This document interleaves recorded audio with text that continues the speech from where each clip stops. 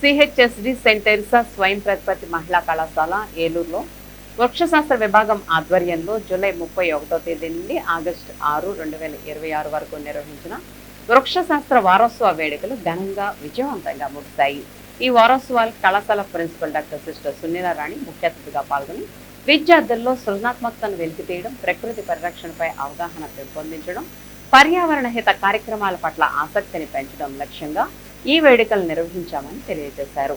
కళాశాల vice principal doctor sister Sushila మాట్లాడుతూ ప్రకృతి మానవ సంబంధాల ప్రాముఖ్యతపై అవగాహన కల్పించడం ఈ వేడుకల ముఖ్య ఉద్దేశమని పేర్కొన్నారు. వేడుకల సందర్భంగా ప్రతిరోజు ఫ్లవర్ బొకే తయారీ, వెజిటబుల్ కార్వింగ్, గ్రీటింగ్ కార్డ్ తయారీ, ఎకోవిజన్ అంశంపై poster painting, floral carpet, mehndi వంటి విభిన్న పోటీలను నిర్వహించారు.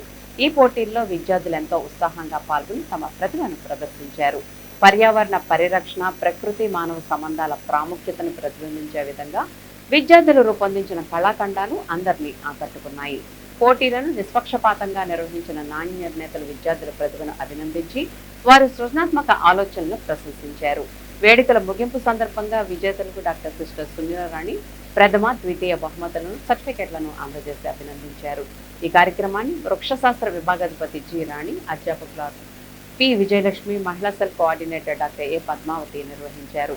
ఈ సందర్భంగా కళాశాల ప్రిన్సిపల్, ఇతర అధ్యాపకులు, వృక్షశాస్త్ర విభాగం మరియు సెంటర్ ఫర్ ఉమెన్ స్టడీస్ చేపట్టిన ఈ కార్యక్రమాలను ప్రశంసిస్తూ విద్యార్థులు ప్రకృతి పరిరక్షణలో భాగస్వాములు కావాలని పిలుపునిచ్చారు.